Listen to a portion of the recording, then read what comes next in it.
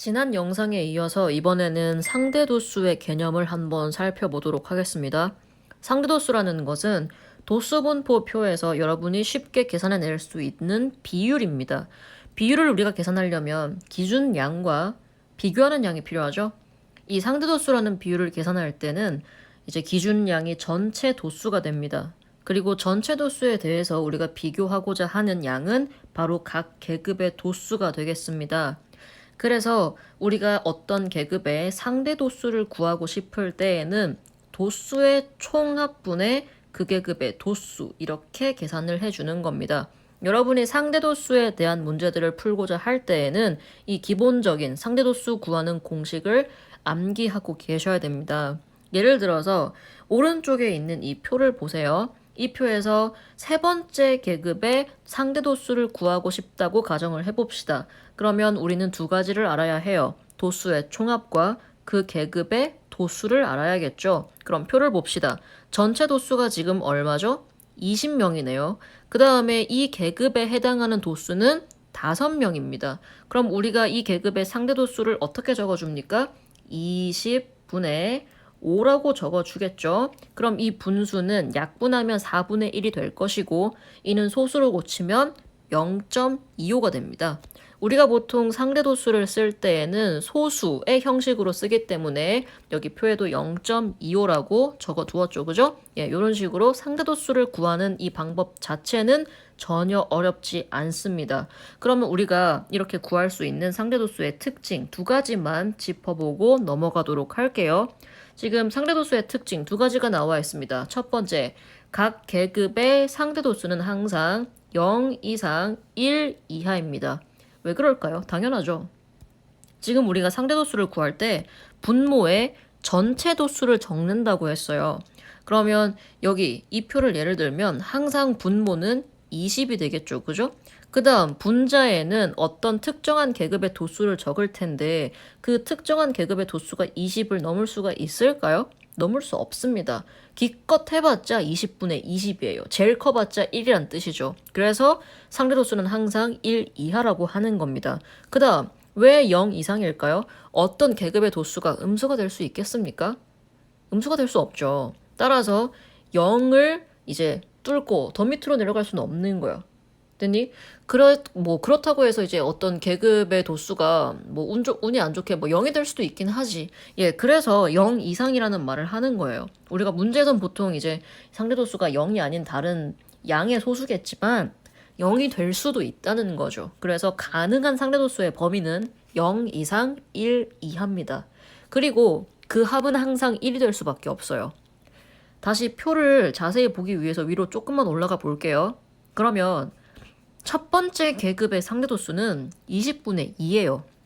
여러분이 볼 수 있다시피 첫 번째 계급의 상대도수는 20분의 2예요. 그 다음에 두 번째 계급의 상대도수는 20분의 10, 세 번째는 20분의 5, 네 번째는 20분의 3 이렇게 될 텐데 여러분 이 상대도수를 다 더하면 분모는 20으로 고정이에요. 그 다음에 분자는 어떻게 될까요? 2 더하기 10 더하기 5 더하기 3 뭐가 돼버려요? 전체 도수가 돼버려요. 그러니까 상대 도수를 다 더해버리면 전체 도수분의 전체 도수 즉 1이 되는 거죠. 그래서 상대 도수의 가장 기본적이면서도 중요한 특징 바로 그 합이 1이라는 것을 반드시 기억을 하셔야 됩니다. 그 합은 항상 1입니다. 그 다음 특징 두 번째, 각 계급의 상대 도수는 그 계급의 도수에 정비례한다. 이것도 당연한 얘기죠. 우리가 상대 도수를 구할 때 어떻게 구한다고요? 전체 도수분의 그 계급의 도수를 쓴다고 했어요. 근데 전체 도수는 한 어떤 도수분포표에서 늘 일정하죠? 그렇다면 상대 도수는 뭐에 의해서 결정이 되는 거예요? 그 계급의 도수에 의해서 그 크기가 결정이 되는 거예요. 그러면 이 실제 도수가 2배가 되면 상대 도수도 몇 배가 될까요? 2배가 되는 거죠. 실제 도수가 3배가 되면 그 상대 도수도 3배가 되는 거예요. 이런 식으로 상대 도수는 그 계급의 도수에 정비례할 수밖에 없습니다. 됐습니까? 그럼 이 상대 도수를 왜 배우냐? 언제 써먹냐? 이게 궁금하실 수 있어요. 상대 도수는 우리가 어떤 두 도수를 비교하고 싶은데 그 도수의 총합이 어떤 다른 그 두 자료를 비교하고 싶을 때 쓰는 거예요. 무슨 말인지 알겠나? 예를 들어서 뭐 A반에는 30명이 있고 B반에는 40명이 있다고 쳐봐요. 그러면 전체 명수가 다르잖아? 근데 내가 이 A반과 B반을 가지고 뭐 영어 시험을 쳤어. 그래서 영어 시험을 이제 치고 나서 채점을 해봤더니 뭐 A반에는 90점 이상 100점 미만인 학생이 뭐 5명이 있고 B반에는 뭐 7명이 있다고 합시다. 그러면 단순하게 B반에 90점 이상 100점 미만인 학생이 7명으로 더 많기 때문에 B반이 더 잘했다라고 말할 수 있을까요? 그렇게 말할 수는 없죠. 왜냐하면 A반은 30명밖에 안 되고 B반은 40명이나 되니까요.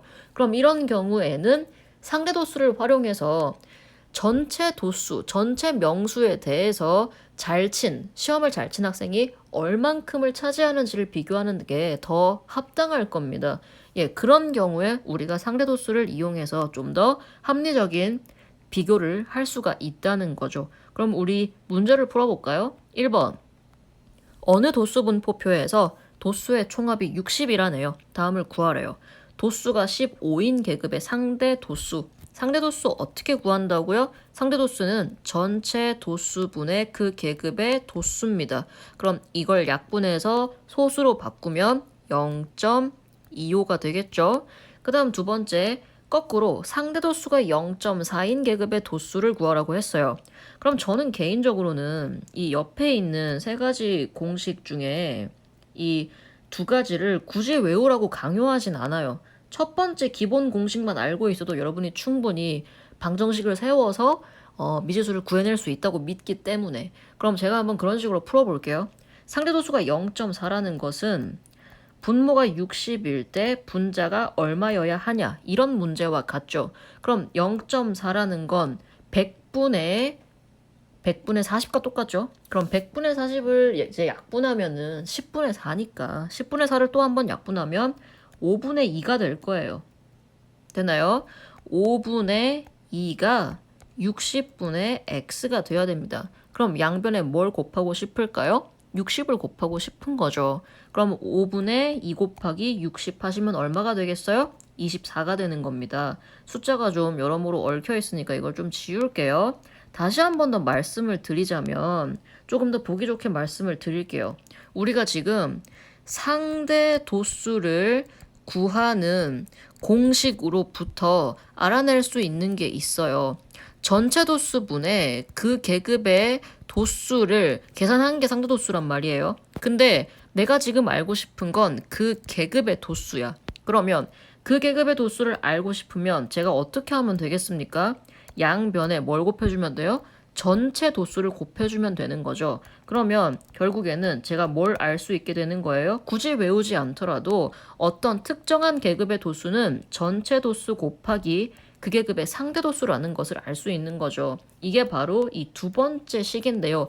굳이 안 외워도 여러분이 첫 번째 식을 가지고 유도할 수 있다면 외우지 않아도 좋습니다. 어쨌든지 간에 이 방법을 활용해서 2번에 대한 답을 계산하면 아까 얼마가 나왔죠? 24가 나왔던 것 같습니다. 그럼 2번의 답은 24겠네요.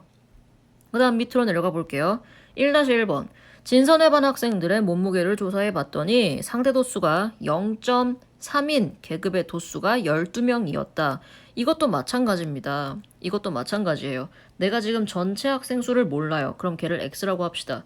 x분의 12를 했더니 0.3이 됐다는 거 아니겠어요? 그럼 내가 x를 구하고 싶어. 그럼 어떻게 해야 돼요? 이 식에서는 x를 구하려면 12 나누기 0.3을 해야겠죠? 제 말이 맞나요? 그럼 12 나누기 0.3. 그럼 얘는 다양한 방법으로 계산할 수가 있겠지만 저는 0.3을 분수로 고친 뒤에 역수의 곱셈을 하겠습니다. 그럼 얘는 3분의 10이 되겠죠?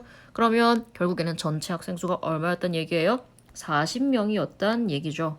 됐습니까? 이것도 사실은 세 번째 공식, 즉 도수의 총합이 계급의 상대 도수분의 계급의 도수라는 것을 외우면 좀 더 빨리 풀 수 있을 거예요. 외우는 게 편하신 분들은 외워도 좋아요. 하지만 첫 번째 식만 가지고 있어도 충분히 방정식을 세워서 여러분이 x, 미지수를 찾아낼 수 있다는 것을 보여드리고 싶었어요. 그럼 여기까지 상대도수 기본 개념 설명해드리는 것은 여기서 마무리하도록 하겠습니다. 여러분이 뭐 다른 문제를 푸는 것은 여러분들 몫으로 맡길게요. 그러면 설명은 여기까지 하겠습니다. 문제 안 풀고 끝내려고 했는데요. 생각해보니까 혹시 몰라서요. 한 문제라도 풀어드리면 좀 더 도움이 될까봐 제가 14번만 풀어드릴게요.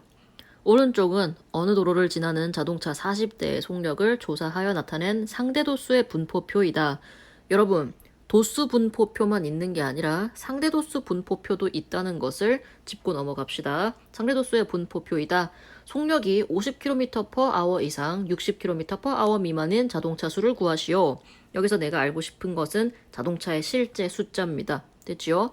그러면 이 표를 보시고요. 가장 먼저 하셔야 할 것은 이 두 번째 계급의 상대도수를 구하는 일입니다.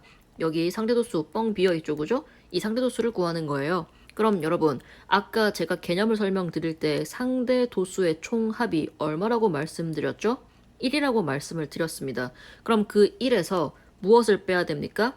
1에서 바로 나머지 계급의 상대도수들을 전부 더한 다음에 빼야 되겠네요.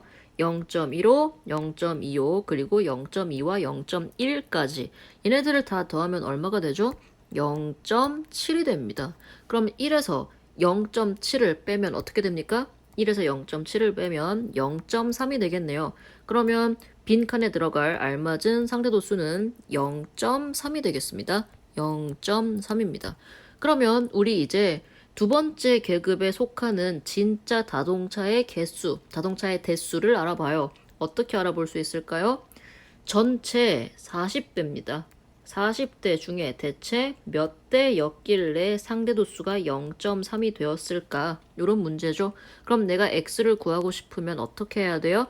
x를 구하고 싶으면 양변에 40을 곱하는 거죠. 곱하기 40. 따라서 x는 0.3 곱하기 40. 그럼 얼마입니까? 10이겠네요. 이 두 번째 계급에 속하는 자동차의 개수는 바로 12대였습니다. 자동차의 대수는 12대. 이런 식으로 문제를 풀면서 상대도수에 대한 공식 그리고 상대도수의 특징들을 다시 복습할 수 있다면 좋겠지요. 그럼 저는 진짜로 여기까지만 하겠습니다.